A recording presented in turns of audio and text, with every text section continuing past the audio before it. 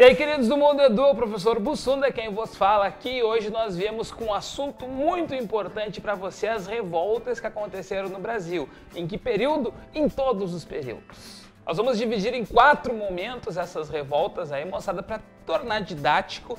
Eu vou falar mais breve e você vai pegar no nosso material de apoio um resumo para você dar uma fixada melhor. Uma dessas revoltas aqui, ou 2 ou mais, estarão na prova do Enem. No primeiro momento a gente fala das revoltas no Brasil colônia antes de existir o iluminismo, ou seja, revoltas que não prevêem separação, revoltas que não têm grandes inspirações transformadoras. Nós temos, por exemplo, a insurreição pernambucana de 1645 a 54, que é a luta contra os holandeses que haviam dominado o Nordeste açucareiro. Uma outra revolta lá na década de 1680 no Maranhão, a revolta de Beckman, onde os irmãos Beckman lideram um grupo de fazendeiros que se revolta contra a Companhia de Comércio do Maranhão, que era uma companhia portuguesa monopolista que vendia produtos a preços muito elevados na região. Em 1707, estourou a Guerra dos Emboabas na região de Minas Gerais. Acontece que os bandeirantes tinham encontrado ouro, queriam ouro só para eles, mas muitos forasteiros emboabas vinham para a região e eles brigavam e se matavam de monte. Em 1709, estourou lá no Pernambuco a revolta dos mascates. Olinda e Recife brigaram entre si.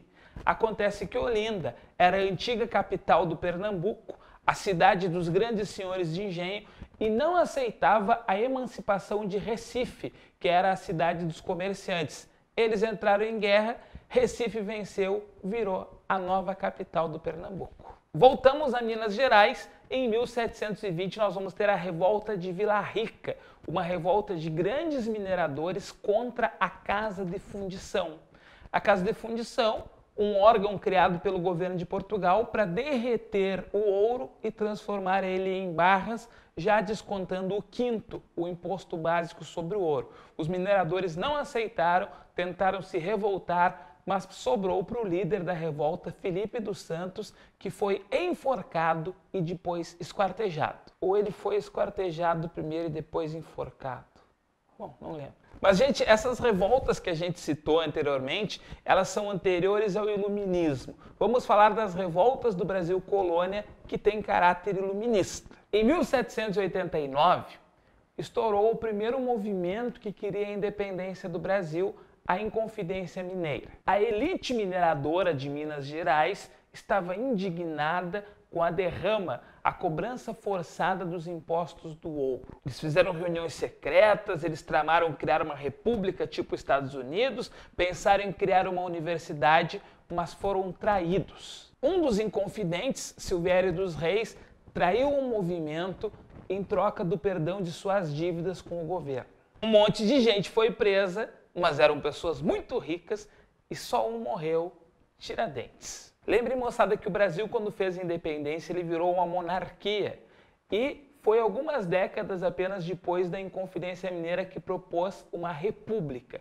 Então, Tiradentes, ele não é uma figura muito valorizada na época da monarquia, mas Tiradentes vai ser bastante valorizado na época da república. E nosso primeiro presidente, Deodoro da Fonseca, pediu para que o pintor Pedro Américo fizesse uma pintura de Tiradentes de modo que todo mundo gostasse dele. Poucos anos depois de debelada a Inconfidência Mineira, um movimento muito parecido aconteceu na Bahia, a Conjuração Baiana, só que lá era um movimento de populares. Muitos ex-escravos, alfaiates, artesãos participaram de um movimento que queria criar uma república também, queria se separar de Portugal e que também é um movimento que fez reuniões secretas e acabou sendo descoberto pelo governo. A diferença é que na Bahia muita gente foi morta porque o governo entendia que era povão e podia matar. Uma última revolta ainda no período colonial que queria a independência e a república é a Revolução Pernambucana de 1817. Os pernambucanos chegaram a proclamar um governo próprio que durou aproximadamente 2 meses e meio na época em que a família real portuguesa estava no Rio de Janeiro. Depois eles foram abafados, mas isso mostrou uma grande força da galera do Nordeste querendo fazer a separação e criar uma república no princípio do século XIX. Chegamos na época do Império e agora a gente tem uma série de revoltas, principalmente nos 20 anos iniciais do Império, o primeiro reinado e o período regencial. Não aceitando o governo de Dom Pedro I e a Constituição imposta em 1824, os pernambucanos, que já tinham feito a Revolução Pernambucana, fizeram depois a Confederação do Equador, tentando criar uma república no Nordeste, mas foram abafados também. Em 1835, uma grande revolta no norte e outra no sul do Brasil eclodiram. No norte, a cabanagem, na região do Grão-Pará, que propôs inclusive a criação de uma república, e era um movimento conduzido pelos cabanos, o povão lá do Grão-Pará. E no sul, a revolta dos farrapos ou a guerra dos farrapos ou a farroupilha, onde a elite estancieira tentou proclamar a República Rio-Grandense porque não aceitava os altos impostos e a centralização excessiva do Império. Em 1837 foi a vez da Bahia tentar fazer a República Baiense na Sabinada, pois eles não estavam contentes com o governo central do Império. Em 1838 aconteceu a Balaiada no Maranhão, um movimento de populares, e já tinha acontecido em 1835, mas é muito importante para você na prova do Enem, a revolta dos malês, a maior revolta urbana de escravos do Brasil, que contou com umas 700 pessoas lá em Salvador, na Bahia. Lembrem, os malês se reuniram porque encontraram um espaço de convivência na religião. Eles eram muçulmanos e queriam a liberdade da escravidão. Essas revoltas que a gente citou, que acontecem no Império, são revoltas perigosas que ameaçavam a unidade territorial. E só no segundo reinado é que Dom Pedro II conseguiu ter um controle e o Brasil parou de ter tantas revoltas. E agora chegamos ao período da República. A República Velha tem muitas revoltas e elas são importantes aí na nossa prova, tá, moçada? Vamos começar destacando as revoltas de caráter messiânico, ou seja, com líderes religiosos. Nós temos em 1893 na Bahia a revolta de Canudos. O povo pobre do sertão da Bahia, o povo descrente com a República, começa a seguir o líder religioso Antônio Conselheiro, que dizia que a monarquia ia voltar no Brasil com Dom Sebastião, que já tinha morrido lá no século XVII. Canudos e Antônio Conselheiro já apareceram algumas vezes na prova do Enem, onde que haviam textos mostrando Conselheiro como um maluco ou se não como um visionário. Um movimento parecido aconteceu em Santa Catarina, no oeste catarinense, a Guerra do Contestado. Também temos líderes religiosos, João Maria e depois José Maria, numa região que era meio que uma terra de ninguém. Na área do Contestado, que estava na disputa judicial entre Paraná e Santa Catarina, se construiu uma ferrovia que ligava São Paulo ao Rio Grande do Sul.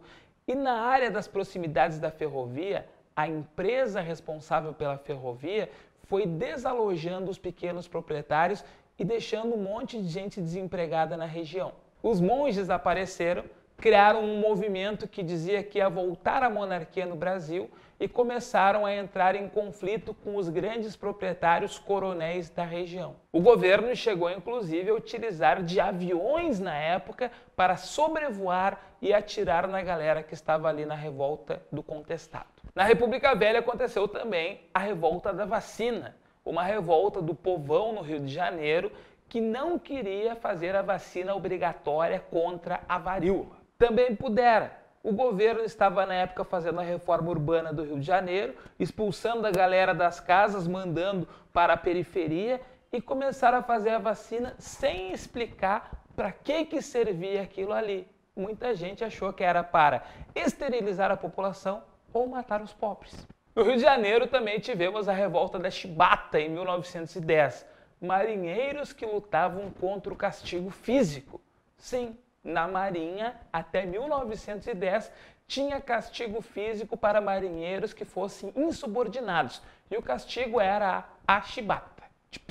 Ainda na República Velha, moçada, destacamos o movimento operário, os anarcossindicalistas, os sindicatos de inspiração anarquista, que lutavam por direitos trabalhistas num Brasil que começava a ter indústria, mas não tinha legislação para o trabalhador.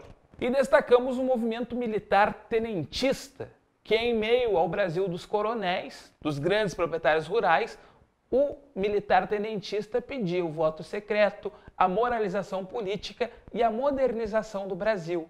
Foram os tenentistas que colocaram Getúlio no poder em 1930. Destacamos ainda no Brasil republicano alguns movimentos como a Intentona Comunista de 1935, quando os comunistas tentaram derrubar o Getúlio Vargas e criar uma nova União Soviética, só que no Brasil, entendendo que o Brasil estava com condições de virar socialista. Só que não.